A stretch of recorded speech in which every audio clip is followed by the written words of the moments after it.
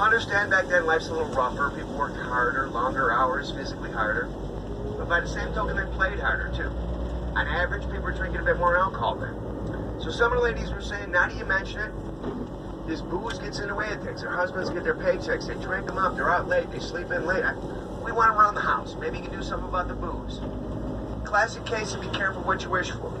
Politicians were tripping over each other to impress the ladies. They turned to this congressman out of the state of Minnesota named Volstead. He writes up a thing called the Volstead Act that eventually becomes your 18th Amendment to the U.S. Constitution, better known as Prohibition. This prohibits the sale, the manufacture, the transport of alcoholic beverages in the United States of America. Not the most popular law, especially in big towns like Chicago.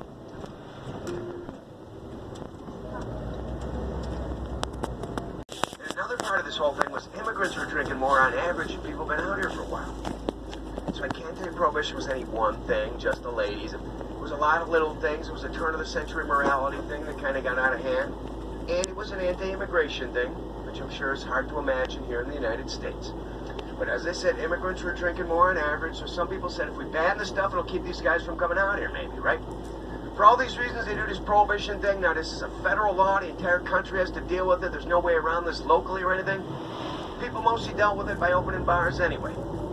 Just secret bars. You didn't want to draw attention to bars like this. You'd be quiet about them. You'd speak easy about them, they'd say. One group in the United States was real happy with Prohibition, a group called the Gangsters. A lot of money's going to be made. Millions of dollars going to be made bootlegging, the illegal manufacture and sale of alcohol.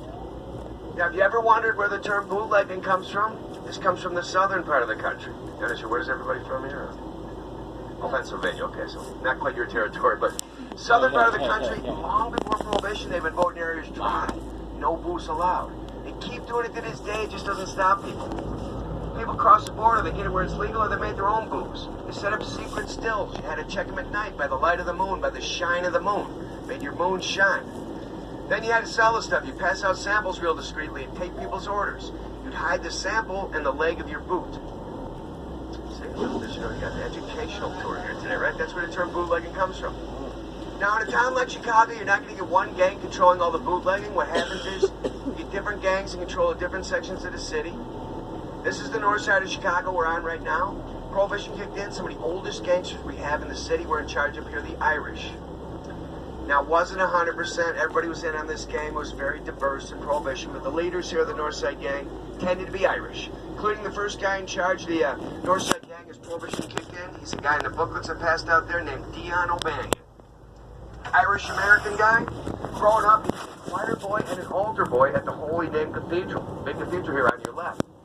In fact, the nuns were impressed with Dion. They were hoping he'd enter the priesthood one day. Well, he doesn't do that, but he got a little older, started thinking of the cathedral.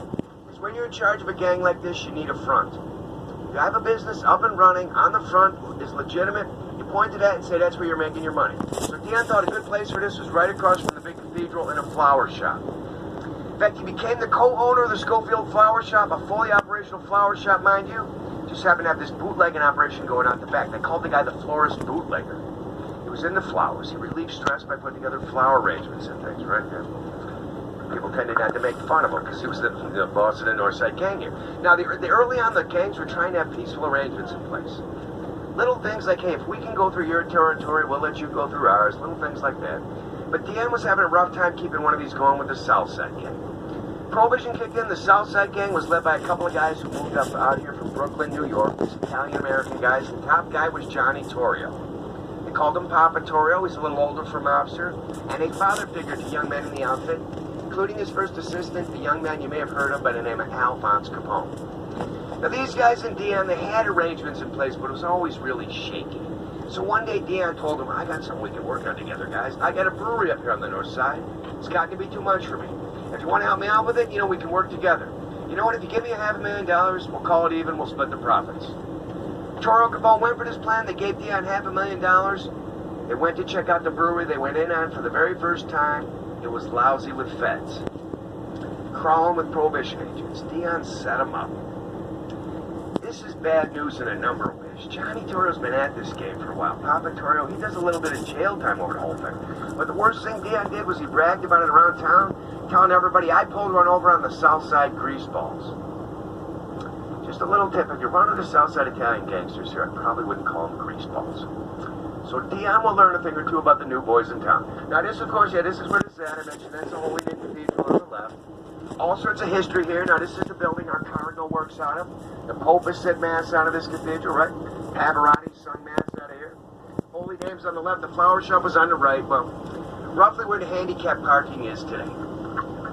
So Dion pulled this thing, thought he got away with this, till one day, he was doing a busy day with the flowers here. There was a big funeral going on across the street that day. The head of the Sicilian Union's funeral. Died of natural causes, and I guess when a bullet went through. So this was a real busy day with flowers.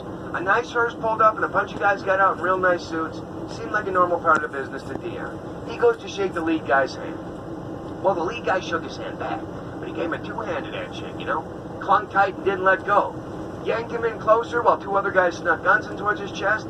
They blasted him 6 times in the head and chest. Dion O'Banion goes down dead in the flower shop. Now, I can't tell you this is the first killing for bootlegging and prohibition, but I can tell you this is the first boss that goes down. From this point, forget about those peaceful arrangements. This opens up a period of revenge and retribution like you see in all the old movies and TV shows, you know, shootouts, warfare out on the streets. Because the guy that takes over after Dion, his next in command, and actually a boyhood friend of his, all this guy wants is revenge. The only negotiating he's going to do is with his guns, a guy by the name of Earl Little Jaime Weiss. Now, his given name was actually Wojciechowski. He was a Polish guy. But everybody kept telling him, come on, you're in America. Who can say that? How are you going to get newspapers? Nobody can spell your name. You know, you need something snappy. You're in America now. Well, I guess he got tired of this eventually. He wasn't sure what he's going to do. Apparently, one day he was getting dressed. All the labels on his hand-tailored suits said they were tailored by a guy named Jaime Weiss. Named himself after his Jewish tailor. We're glad he wasn't in his underwear. We call him Fruit of the Loom or something today. Yeah, this guy, all he does is go shit. I mean, Torrio Capone could have easily paid him off, but it wasn't about the money. It's about revenge. For his boss, you know, his former boss and his friend. All Jaime does is go shooting after Torrio Capone over and over again. One day they shoot up Johnny Torrio right by his own front porch in broad daylight. They left him to die. Now, the only reason they didn't finish the job, guns weren't as reliable back then. They went up to him, put a gun to his head, and locked him. You know, it's broad daylight. Maybe sirens are going off in the background. So, well, we got to get out of here. He's going to die anyway, right? He's all shot up. They left him to die. Torrio miraculously recovered. Capone's at his bedside day and night. You know, he's like a father figure to him, Papa Torrio. Said, Johnny, what can I do? I'll do anything. I'll kill anybody. What should I do? As soon as Torrio could talk again, you know, one of the first places they'd shoot could be in the throat. In case you did live, you couldn't talk about what happened. Well, as soon as he could talk again, the first thing he says is, Al, this is a young man's game. Chicago's yours. He left Chicago to Capone for the rest of Prohibition. Now, Torrio lived. He stayed with the mob, the outfit. He went back to New York. In later years, he helped the mob get set up out in Las Vegas with guys like Meyer Lansky, Bugsy Siegel, Lucky Luciano. But he's done with Chicago. He leaves Capone in charge. Jaime keeps shooting after Capone. You know, he's having a meal at a nice restaurant somewhere. A bunch of Jaime's cars pull up, all the nicest cars. Guys get out of each car, fully loaded Thompson submachine guns. Blasting out every window in the restaurant, shooting the building to bits. They keep doing stuff like this, shooting after Capone. So eventually Al figures, well, Jaime Weiss is not a guy we can negotiate with. We got to deal with him some other way. So they started spying on Jaime. Now, Jaime kept working out of the flower shop here, but he had a routine. Now, it wasn't a 9-to-5 job. He didn't come in every single day, but when he did come in, he did the same thing every single time. Pretty stupid to have a routine if you're in an organization like this, you know, where people know you're going to be any time or given day. Capone had half a dozen places he might be. No one was ever quite sure. Jaime didn't get this. Whenever he came in, he'd come in his big show-off Cadillac, purposely have his driver park across the street.